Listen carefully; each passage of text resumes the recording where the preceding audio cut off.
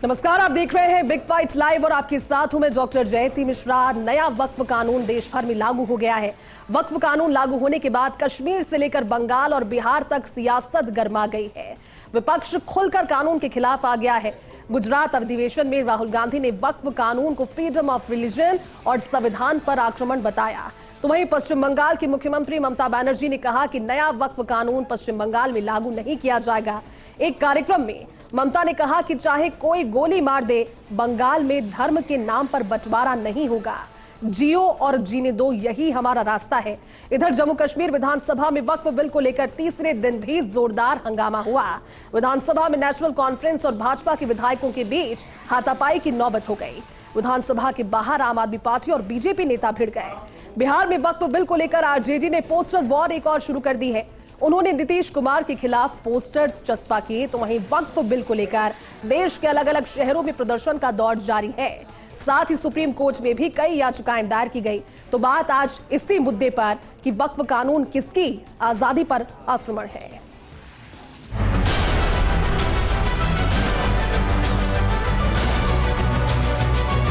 तो घबराने की कोई जरूरत नहीं है। आप देखना आने वाले समय में कांग्रेस पार्टी, बीजेपी और आरएसएस का क्या करने जा रही है।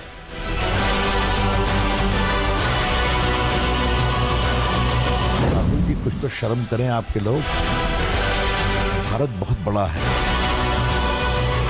भारत की गरिमा, भारत की प्रतिष्ठा, भारत की विरासत हम सबों से बहुत बड़ी है, हर पार्टियों से बड़ी है। राजू राह लग रहा है आपके मंच पर। तो देखिए, चर्चा का मुद्दा बेहद खास है। देश भर में इसको लेकर के लगातार चर्चा का दौर जारी है। घर घर इसको लेकर बातचीत हो रही है और हम भी आज इसमें बात करने वाले हैं। हमारे साथ बेहद खास पैनल मौजूद है। प्रतीक सिंह जी प्रवक्ता है, कांग्रेस से हमारे साथ है, स्वागत है सर आपका। मिथिलेश जैमिनी जी हमारे साथ में है, राजनीतिक विश्लेषक है, सर आपका भी बहुत बहुत स्वागत है। संजय महिला जी हमारे साथ, वरिष्ठ अधिवक्ता है, सर बहुत बहुत स्वागत है। और असगर अली जी, मुस्लिम स्कॉलर है, आपका भी सर बहुत बहुत स्वागत है। चारों मेहमान हमारे साथ स्टूडियो में मौजूद हैं। सबसे पहला सवाल प्रतीक आपकी से, क्योंकि प्रतीक, आज जिस तरह की तस्वीरें नजर आई, राहुल गांधी ने अहमदाबाद के अधिवेशन में इस चीज को कहा कि फ्रीडम ऑफ रिलीजन और संविधान पर सीधा सीधा आक्रमण ये वक्फ कानून है। लेकिन वक्फ कानून को लेकर के देश भर से जो तस्वीरें निकलकर सामने आ रही है प्रतीक, बावजूद इसके कि सुप्रीम कोर्ट की दहलीज पर अब वो सारी पिटीशन पहुंच गई है, लेकिन आक्रामक और हिंसक तस्वीरों के बीच में ये तो विपक्ष कभी नहीं चाहेगा कि लोगों के जिंदगी तक ये चीज पहुंचे। और जिस तरह की तस्वीरें आज मुर्शिदाबाद से भी आई, सूती में जिस तरह की हिंसा हुई, क्या कहेगी पार्टी? देखिए, निश्चित तौर पर अगर कोई भी आंदोलन अगर अहिंसात्मक तरीके से करा जाता है तो उसका कांग्रेस पार्टी समर्थन करती है। लोकतंत्र में हिंसा की कहीं भी किसी तरीके की जगह नहीं है और लोकतांत्रिक तरीके से सबको अपना विरोध दर्ज कराने का अधिकार है। अब दूसरी बात, जो संविधान का उल्लंघन की बात है या सुप्रीम कोर्ट में गया है, तो आर्टिकल 26 ये कहता है कि देश के अंदर माइनॉरिटी को अपने जो रिलीजन की चीजें उसको फॉलो करने का पूरा पूरा अधिकार है। अब सुप्रीम कोर्ट ये तय कर देगा, बता देगा कि ये संविधान के ऊपर हमला है या नहीं है। लेकिन 2013 का जो आपने अमित शाह का बयान सुना और बीजेपी के नेताओं का बयान सुना, वो कह रहे थे 2013 का बिल नहीं लाते तो आज ये बिल लाने की जरूरत नहीं पड़ती। तो 2013 में तो बीजेपी सपोर्ट कर रही थी, आरजेडी ये जेडीयू भी सपोर्ट कर रही थी, रामविलास पासवान जी की जो पार्टी थी वो भी सपोर्ट कर रही थी। और यहां तक कि सदन में उठ करके शहनवाज हुसैन ने तो कहा था कि हम पूरा पूरा समर्थन करते हैं और अच्छी चीजें इसके अंदर जो लाई गई हैं। तो उस समय क्या था, वो दोगला रवैया बीजेपी क्यों अपना रही है। तीसरी बात, मुझे तो आज तक यही समझ में नहीं आया कि जोड़ा क्या गया है। सिर्फ एक बकबा यूजर जो खत्म किया है, जो असंवैधानिक है, जो एक दूरगामी तरीके पे जो विवाद पैदा करने का तरीका है, उसके अलावा कुछ भी ऐसा नहीं है जो नया जोड़ा गया हो। चाहे से आप बात कर लीजिए गैर हिंदुओं को वक्फ बोर्ड में शामिल करने की, या महिलाओं को शामिल करने की, या और जो पसमंदा मुसलमान हैं और जो हैं उनको शामिल करने की, वो सब पहले से होता रहता है। राजस्थान वक्फ बोर्ड की वेबसाइट मेरे सामने खुली हुई है, इसमें 4 मेंबर हैं अभी। एक IAS अधिकारी है जो गैर मुस्लिम है और एक RS अधिकारी है जो गैर मुस्लिम है। तो 4 में से 2 मेंबर तो अभी भी गैर मुस्लिम है। तो नया क्या ला दिया, सिर्फ और सिर्फ वक्फ बाय यूजर जो हटाया है, जिससे से विवाद पैदा हो सके, जो मंदिर, जो मस्जिद की, जो कब्रिस्तान की जमीन है उसके ऊपर विवाद हो सके, सिर्फ विवाद को जन्म देने के लिए वक्फ बिल लाया गया है, जिसकी कांग्रेस पार्टी निंदा करती है। लेकिन प्रतीक, आप ठीक कह रहे हैं आपके हिसाब से, क्योंकि विपक्ष की लगातार तर्क भी है, लेकिन देश के प्रधानमंत्री ने आज एक कार्यक्रम में कहा कि सामाजिक प्रगति की दिशा में वक्फ कानून एक नया कदम है। अब जब हम राहुल गांधी के उस बयान को सुनते हैं जिसमें फ्रीडम ऑफ रिलीजन के हनन को बताते हैं, लेकिन फ्रीडम ऑफ रिलीजन का हनन कैसे, इसे डिस्क्राइब कैसे करेगी पार्टी? क्या नमाज से या फिर किसी भी धार्मिक परिक्रम से जो कि मुस्लिम समुदाय का या फिर उनका हो सकता है, उसमें किसी तरह का हनन ये बिल या फिर इससे कोई परेशानी? देखिए, मैंने अभी बताया कि अगर आप वक्फ बाय यूजर खत्म करते हैं तो एक सामाजिक विवाद को जन्म दे देते हैं। आज नहीं, 2 साल बाद, 5 साल बाद, 10 साल बाद आपने एक रास्ता छोड़ दिया है, जो सामाजिक सद्भाव जो इस देश का है उसके ऊपर एक हमला किया है। पहली चीज तो वही है। दूसरी बात यह है कि अब निश्चित तौर पे, पहले कंपल्सन नहीं था लेकिन अब कंपल्सरी तौर पे अगर हिंदुओं को बोर्ड में लाया जा रहा है तो क्यों लाया जा रहा है? अगर कोई चाहे सनातन धर्म का कोई बोर्ड हो, चाहे वैष्णो देवी शाइन बोर्ड हो, चाहे कोई भी हो, अगर गैर हिंदू अगर उसमें लाया जाएगा तो मुझे आपत्ति है उस बात पे, क्योंकि जो सनातन की जो प्रैक्टिस है वो गैर सनातनी नहीं जानते। उसी तरीके से जो गैर मुस्लिम जो है वो मुस्लिम्स की जो प्रैक्टिस है वो नहीं जानते, तो उसमें जबरदस्ती क्यों लाने की आपको कोशिश क्यों की जा रही है? हम यही तो जानना चाह रहे हैं। इसको और ज्यादा डिटेल में एक चीज और, पसमंदा मुसलमानों के तो फिक्र है, अच्छी बातें करते रहिए। तो मैं कह रहा हूं एक बिल और ले आइए जिसके अंदर जो राम मंदिर का बोर्ड है, सनातन बोर्ड है, उसके अंदर SC ST OBC उनको भी कोई जगह मिल जाए, क्योंकि मेरे सामने तो राम मंदिर जो बोर्ड है उसकी भी वेबसाइट खुली हुई है, एक भी दलित नहीं है, एक भी OBC नहीं है, एक भी ST नहीं है, तो उसके लिए भी लिया है। तो हिंदुओं को भी थोड़ी चिंता कीजिए, मुसलमानों की चिंता तो कर ली आपने। ठीक है मिथिलेश जी, आप कितना इत्तेफाक रखते हैं प्रतीक की बात से, क्योंकि लगातार कांग्रेस पार्टी का आप रुख देख लीजिए या फिर ममता बनर्जी के उस बयान को देख लीजिए, मुर्शिदाबाद की आज तस्वीरें आपने देखी होंगी, बेहद चिंताजनक वो तस्वीरें हैं, कश्मीर से लेकर बिहार और कहां नहीं इसका विरोध किया जा रहा है और संभवतः 16 अप्रैल को उसको लेकर सुनवाई होगी। लेकिन क्या वाकई में जिस चीज को लेकर आज डिस्कशन हम कर रहे हैं, ध्रुवीकरण, और इस चीज को लेकर ध्रुवीकरण के साथ में अगर इसे जोड़कर देखा जाए तो क्या वाकई में आज हम उस मोड़ पर आ खड़े हुए हैं कि इस बिल को लेकर जो अब कानून की शक्ल ले चुका है, इतने सारे सवाल उठने चाहिए? मिथिलेश जी, देखिए, सबसे इंपॉर्टेंट चीज बात है कि आप कॉन्स्टिट्यूशन में बिलीव की बात करते हैं, और जब सुप्रीम कोर्ट में मामला चल रहा है तो इसकी पॉलिटिकल रेमेडीज क्यों निकाली जा रही है? जब सुप्रीम कोर्ट में आपको बिलीव है, सुप्रीम कोर्ट में याचिकाएं चल रही है, तो सुप्रीम कोर्ट में चलने दीजिए ना। आप इसकी पॉलिटिकली रेमेडीज निकाल कर अपना वोट बैंक बसा देने की कोशिश क्यों कर रहे हैं? ये सबसे इंपॉर्टेंट सवाल है। और दूसरा इंपॉर्टेंट सवाल है कि आपको किसने इजाजत दी कि आप भारत के कॉन्स्टिट्यूशन से अगर कोई बिल पारित हो गया और उसके खिलाफ अगर कोई मुख्यमंत्री बोले तो ये तो भारत को तोड़ने की साजिश है। ये भी बड़ी खतरनाक साइन है।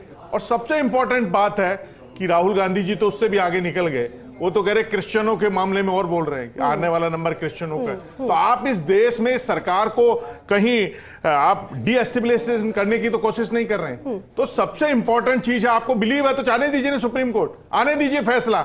आप उसका पहले ही मुर्शिदाबाद जैसे आप बावड़ी से जोड़ रहे हो, बावड़ी मस्जिद से, आप इस देश का माहौल क्यों खराब कर रहे हो? जब आपको बिलीव है सुप्रीम कोर्ट में तो होने दीजिए, जो सुप्रीम कोर्ट कहेगा वो मान लीजिए। पार्टी का तर्क नहीं, अब तो जगह जगह से इसको लेकर के लगातार दहलीज। इंपॉर्टेंट चीज ये है कि इस देश में जो देश चलेगा वो कॉन्स्टिट्यूशन से चलेगा। कॉन्स्टिट्यूशन के हिसाब से लोकसभा में बिल पारित हुआ, राज्यसभा में पारित हुआ, राष्ट्रपति ने साइन कर दिए, फिर उसका विरोध करने का हक किसको? केवल सुप्रीम कोर्ट में आप जाइए ना, आप अपनी बात रखिए।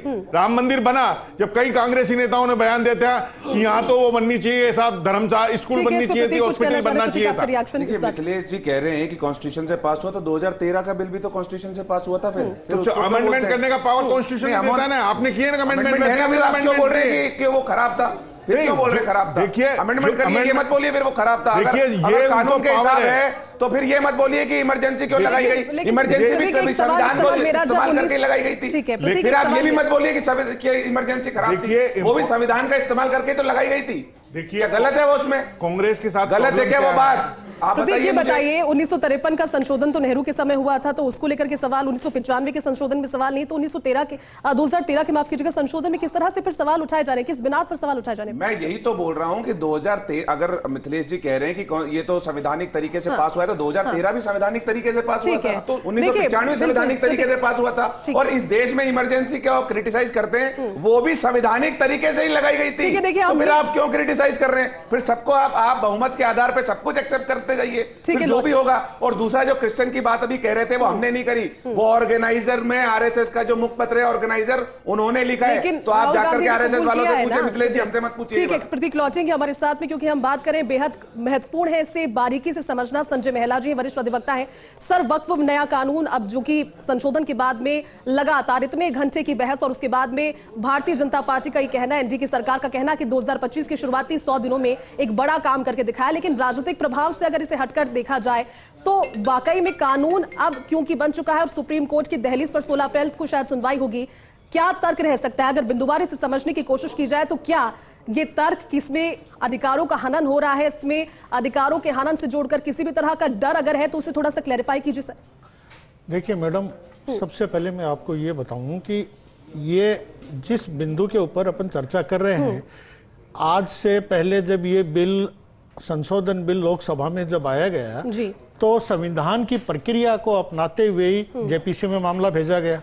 जेपीसी के बाद के अंदर 3 और 4 तारीख को अपने देश के सर्वोच्च दोनों सदनों के अंदर जी, ये बिल और यहाँ के सदस्यों के सामने रखा गया, विस्तृत चर्चा हुई उसके ऊपर, दोनों सदनों से वोटिंग हुई, पूरी न्यायिक प्रक्रिया संविधान की प्रक्रिया के तहत ये सारी कार्यवाही होने के बाद में और बिल पास हुआ। पूरे देश की नजरें उस वक्त राहुल गांधी जी के ऊपर थी कि भी उनको भी सुना जाए इस बिल के ऊपर, वो अपने कमेंट्स दें, क्योंकि वो संविधान के बारे में भी अच्छे एक्सपर्ट हैं और बताना चाह रहे थे कि भी संविधान हर कदम पर संविधान की दुहाई देते हैं। तो सुनना चाह रही थी हाँ, तो आज जो ये विवाद हुआ है, ये राहुल गांधी ने जिस तरीके से अब चूंकि कानून बन गया, उनकी प्रेजेंस में बना है, खुद ने वोटिंग प्रक्रिया में भाग लिया और राष्ट्रपति जी ने जब साइन कर दिए तो अब उनका फेथ चूंकि संविधान के प्रति है और याचिकाएं माननीय सुप्रीम कोर्ट में जा चुकी हैं। मैं तो ये यहाँ तक कह रहा हूँ कि राहुल जी को भी वहां जाकर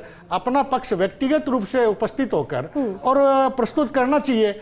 तो ऐसी स्थिति के अंदर चूंकि अब जगह जगह चुनाव होने हैं, इसको राजनीतिक रूप देकर वर्ग संघर्ष या एक तरह से जब ये लगा कानून क्या कहता है, कानून तो बन चुका, ये चीजें तो कानून तो मैडम बन चुका है, कानून तो सरकार की ओर से, केंद्र सरकार की ओर से भी तो कैविएट है इसमें।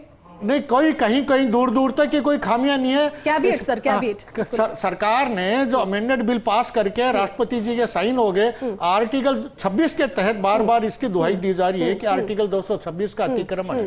पहली बात तो मैं बताऊं कि इसके अंदर मेरे साथी अभी जो भाई बोल रहे हैं, आर्टिकल 26 के तहत एक प्रॉपर्टी को मैनेज करने का तरीका है और ये लैंड से संबंधित बिल है। ना कि झूठ है, ये मेरे सामने खुला हुआ है, इसमें लिखा हुआ है धार्मिक एवं धार्मिक संप्रदाय के लिए आज तक की स्थापना एवं नामांकन। आप वकील झूठ नहीं बोल रहे, आप प्रॉपर्टी का हिसाब किताब मांग रहे हैं। 20 के अंदर धर्म के मामले में हमने स्वयं के धर्म की प्रॉपर्टी आई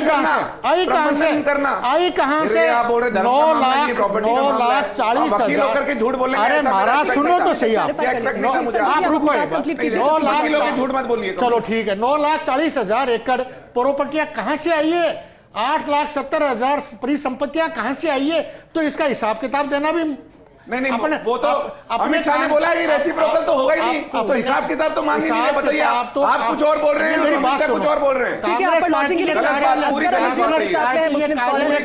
संजय जी लौटेंगे और समझने की कोशिश करेंगे, प्रतीक आप पर भी लौटेंगे। संजय जी हिसाब किताब हो चुका है, सदन में बोला है सर, लौटेंगे। असगर अली हमारे साथ में मुस्लिम पूरा पढ़ के आए। असगर अली जी से एक बात कांग्रेस के नजरिए से देख रहे हो, असगर जी आप बताइए, वक्फ कानून जहां बोलना चाहिए था के नजरिए से देख रहे हैं, लोकसभा में बिल्कुल नहीं बोले, बिल्कुल भी नहीं बोले। मोदी जी बहुत बोल रहे थे, राहुल गांधी जी को बोलना था सर, ऐसे तो डिबेट प्रियंका गांधी को बोलना था, देश उनका इंतजार करता रहा। मोदी जी की तो बिल्कुल भी नहीं बोले संजय जी। मोदी जी की ठीक है प्रतीक जी, राहुल गांधी ने 2013 में मनमोहन सिंह जी का जो ऑर्डिनेंस लाया हुआ था खुद की पार्टी का, सर असगर अली जी से मुझे सवाल है सर, उनसे एक बार संजय जी, एक बार असगर अली जी हमारे साथ में है, मुस्लिम स्कॉलर है। प्रतीक प्लीज लौटेंगे एक बार। असगर जी आप बताइए, क्योंकि मुस्लिम स्कॉलर असगर जी हमारे साथ में मौजूद हैं। असगर जी, इस बिल को लेकर के, इस कानून को लेकर के, क्योंकि अब तो कानून की शक्ल ले चुका है, लगातार ये कहा जा रहा है और राहुल गांधी ने भी आज उस चीज को कहा, उस बयान से आप कितना इत्तेफाक रखते हैं? सबसे पहले तो बताइए कि धार्मिक स्वतंत्रता में हनन है, संविधान में हनन है, और अगर इससे इत्तेफाक रखते हैं तो सवाल मेरा यही रहेगा कि आपके जो नित्य कर्म होते हैं, आपकी जो कहा गया है, जिस तरह की आप इबादत करते हैं, रोजे हो गए, नमाज हो गए, उसमें किस तरह की आपत्ति इससे, इस बिल के, इस कानून के आने से हो रही है? असगर जी। मैडम, आज का दिन बड़ा ही उल्लेखनीय रहा एक तरफ तो मोदी जी अपना रिपोर्ट कार्ड पेश कर रहे थे किसी प्राइवेट जगह पर, और वहाँ पर उन्होंने इस बिल की उपलब्धियां गिनाई, और एक तरफ ये कांग्रेस अपना महाधिवेशन मना रही थी, उसमें राहुल जी बोले, पूरे इतने लोगों में से और कोई नहीं बोला। और जितना नहीं, मल्लिकार्जुन खड़गे ने कहा है, हाँ, कहा जितना अच्छे से उनको संसद में बात रखनी चाहिए थी उतना अच्छे से भी नहीं बोल पाए। एनी हाउ फिर भी 238 के लगभग लोग विरोध में थे इस कानून के, और कानून बन जाने के बाद अब संवैधानिक रूप से इसको चैलेंज किया गया है। इसमें हम ये समझते हैं कि कुछ चीज़ों में भ्रांतियां फैलाई गई हैं शुरू से ही, जैसे कि ट्रिब्यूनल को लेकर के ये बताया गया कि सारे अधिकार ट्रिब्यूनल के ही होते हैं और सिर्फ वक्फ बोर्ड के पास ही ट्रिब्यूनल है, और गोया के वक्फ बोर्ड ही अपने कोई मुस्लिम सदस्य इसमें रखता होगा और वही डिसीजन लेते होंगे, जबकि देश में हमारे 70 से ज़्यादा ट्रिब्यूनल बने हुए, आदिवासियों के कई का तो ऐसे ट्रिब्यूनल है जिसके खिलाफ आप सुनवाई भी नहीं कर सकते। और इस ट्रिब्यूनल में होता यह था कि गवर्नमेंट ही अपना न्यायाधीश नियुक्त करती थी, और जितने मेंबर, सारी बॉडी पूरी तरह से गवर्नमेंट की होती है, सिर्फ 2 इलेक्टेड मेंबर होते थे, मुतवल्ली और एक अन्य, बाकी सारे इसके अंदर जो है गवर्नमेंट उसको सैलरी देती है, गवर्नमेंट ही उनसे हिसाब लेती है, गवर्नमेंट ही ऑडिट करती है। इनफैक्ट गवर्नमेंट का ही कोई सर्वे अधिकारी, सर्वे कमिश्नर जब किसी जमीन को सर्वे कर लेता था, और उसके बाद उसको ये हो जाता था कि ये इस पे कोई डिस्प्यूट नहीं है, इस पे कोई मसला नहीं है, उसके बाद वो अपनी रिपोर्ट पेश करता था, फिर कहीं जाके सरकारी गजट में वो जमीन अंदर आती थी। फिर भी ये भ्रामक प्रचार फैलाया गया कि वक्फ जहां हाथ रख दे वो जमीन उसी की हो जाती है। इसके बरअक्स आप देखेंगे कि लेकिन असगर जी मुझे ये समझाइए कि इस सूरत में ये आपके धार्मिक स्वतंत्रता का हनन करता हुआ नजर आता है। मुझे मैं वो पॉइंट समझना चाह रही हूं, मैं उसी पर आ रहा हूं। आपने जहां पर मुस्लिम की प्रतिबद्धता को बताया, धार्मिक को, आपने सिर्फ नमाज रोजे का मामला, बहुत सारी चीजें आप बता दीजिए। मैं इसमें अगर 4 मुख्य बातें जो हैं, बुनियाद इस्लाम वाला खमसिन के इस्लाम की बुनियाद 5 चीजों पर है, तौहीद के बाद नमाज, रोजा, ज़कात और हज। जो ज़कात इसमें चैरिटी जो नंबर 3 पे, जिस तरह नमाज और रोजा उसी तरह ज़कात का भी महत्वपूर्ण है, और ज़कात ही के लिए, प्रतिदान ही के लिए इसका गठन किया गया था कि कोई व्यक्ति, कोई मुस्लिम व्यक्ति अपने समाज के उत्थान के लिए अगर वो चाहता है कि अपनी ज़मीन को ईश्वर के नाम कर दे, तो वो इस कंसेप्ट के अंदर आता था। और कुरान में लगभग 24 से ज़्यादा आयतें इसके अंदर है जो बताती हैं कि आपको धार्मिक इसमें दान प्रतिदान करना चाहिए। और सिर्फ मुस्लिम ही नहीं करते, सभी लोग करते हैं, और उनके दान को मेंटेन वही लोग करते हैं। मैं तो ये देखता हूँ कि कई मंदिरों की ऐसी कमेटियाँ बनी है जिसमें गैर ब्राह्मण शामिल नहीं हो सकता, गैर हिंदू तो बहुत दूर की बात है, और गैर हिंदू भी लिखा गया है, और साथ में ये लिखा गया है कि जैन और सरदार भी को भी हम हिंदू नहीं मानते, ये भी इस कमेटी में नहीं आना चाहिए। फिर क्यों आपको ये लगता है कि मुस्लिमों के वक्फ के अंदर 2 नॉन मुस्लिम होंगे? और जहां महिलाओं की बात कही गई तो ऑलरेडी महिलाएं इसके अंदर 2 होती हैं। आपके ऑफिस से, स्टूडियो से 50 कदम या 1 मीटर की दूरी पर वक्फ बोर्ड का कार्यालय, वहां जाकर आप देखें 9 मेंबरों में 2 महिलाएं हैं। और इस कानून में पुराने में तो ये था, पुराने कानून में ये था कि एटलीस्ट इसमें 2 महिलाएं होंगी, यानी कि ज्यादा भी हो सकती हैं। अब तो ये कहा गया कि सिर्फ 2 महिलाएं इसके अंदर रखना है, और उल्टा आपने उन महिलाओं का कम कर दिया। तीसरी चीज, अगर आप ये कहते हैं कि हम वक्फ बोर्ड के जरिए जो कि इसका नाम 4 अक्षर का था और जो 15 अक्षर का आपने नाम कर दिया, और उसमें डेवलपमेंट को आप लाए, तो डेवलपमेंट के अंदर जो आपने ये 3 चीजें मुख्यतः रखी है, इससे तो उल्टा वक्फ बोर्ड को नुकसान होने वाला है। कौन सा डेवलपमेंट और कौन सी प्रगति हो जाएगी? एक वक्फ वाला होगा, दूसरा वक्फ बाय यूजर। असगर जी लौटूंगी आप पर, ये अपनी बात कहना चाह रहे हैं, सबको समय दीजिए। देखिए, सबसे इंपॉर्टेंट चीज ये है कि ये धीरे धीरे फोड़ा बनता जा रहा था, और नासूर होता उसके पहले ट्रीटमेंट हो गया, और उसकी पीड़ा है। आप देखिए पड़ोसी राज्य बांग्लादेश में क्या हो रहा है। कोई बहाने गए, ममता बनर्जी गई वहां, तो मुर्शिदाबाद में आज 66.5% मोमडन हो गए, और 33% माइनॉरिटी हिंदू आ गए। क्या उनके माइनॉरिटियों के अधिकार सुरक्षित हैं? सबसे इंपॉर्टेंट चीज है कि इस बिल के आने से कहीं न कहीं, आप इस्लाम में कह रखा है कि जो दान करता है उसका नाम बताने में क्या दिक्कत है? दान किए ना आपने ईश्वर के नाम पर, तो दानकर्ता का नाम और परिमाप हो जाए, उसमें कौन सा बड़ा गुनाह है? इसमें सबसे बड़ी प्रॉब्लम यह है कि जो कांग्रेस है, आपने अभी इनका राष्ट्रीय अधिवेशन हुआ, पूरी तरह बुजुर्गों की कांग्रेस हो चुकी है। 84 साल के खड़गे साहब, चिदंबरम साहब की तबीयत खराब हो गई, और जो यूपी के एक व्यक्ति ने आके कहा कि कांग्रेस में जो बीजेपी से आए उनको निकाल दीजिए, लेकिन हमारे यूपी में एक ऐसे जिला शहर अध्यक्ष हैं, इनका एक बेटा बीजेपी में, एक समाजवादी पार्टी में। जवाब लूंगी, लेकिन असगर जी आप बीच में कुछ कहना चाह रहे थे, अगर कोई बात करेक्ट आप करना चाह रहे हैं। शायद आपके चैनल को और आपको बहुत अच्छी तरह से पता होगा कि जब बांग्लादेश में हिंदुओं पर अत्याचार हो रहे थे, पहला शख्स मैं ही था जिसने एक कॉन्फ्रेंस की थी और एक मुहिम चलाई थी कि उनको इंसाफ उस मिलना चीज के लिए सर आप धन्यवाद। और दूसरी चीज मैं ये बता देना चाहता हूँ, मैं तो नेताओं से कह रहा हूं, आप लोगों के लिए कह रहा हूं। 1906 जाते ना वहां। हमारा जो बात बहुत अच्छी चल रही है, अच्छा हो कि सबकी एक एक बात सुन ली जाए। 1906 से रजिस्ट्रेशन होना शुरू हुए हैं, उससे पहले जो वक्फ बाय यूज का जो कॉन्सेप्ट था वो ये था कि कोई शख्स, अगर मैं आपकी जमीन पे कोई पौधा लगा रहा हूं तो आप उसी वक्त ऑब्जेक्शन कर सकते हैं, तो मैं मान लूंगा अगर 20 साल बाद 50 साल बाद, बल्कि जो हमारा सामान्य कानून है वो तो 12 साल बाद ही देता है, 12 साल बाद ही आपको प्रॉपर्टी का अधिकार देता है। जब बांग्लादेश के अंदर जब हिंदुओं के ऊपर अत्याचार हो रहे थे तो हमारी पार्टी ने आवाज ही नहीं उठाई। संसद चल रही थी, संसद में 267 का प्रस्ताव दिया था कि सारे चीजों को स्थगन कीजिए और सबसे पहले इस पे चर्चा कीजिए। किस दिन ये हुआ बताइए? आपने चीन को लाल आंख दिखाने की बात की थी, मोदी जी ने कभी तल्ख लेजी में बांग्लादेश के राष्ट्रपति को फोन किया? मोदी जी मैडम, हमने कभी भी ऐसा नहीं हुआ। प्रतीक जी, दूसरी बात, एक चीज का ध्यान आकर्षित करना चाहूंगा कि हमने ये कहा था उस वक्त भी कि क्यों शेख हसीना को यहाँ रख रखा है और हमें उनसे कारोबार बंद करना चाहिए। इसके बाद एक चीज अभी हाल ही में 4 दिन पहले मोदी जी मिले हैं उनसे और उन्होंने ये कहा है कि हम अपने व्यापार जारी रखेंगे, हम अपना सपोर्ट जारी रखेंगे बांग्लादेश से। 4 दिन पहले की बात है, अभी मुलाकात हुई है मोदी जी।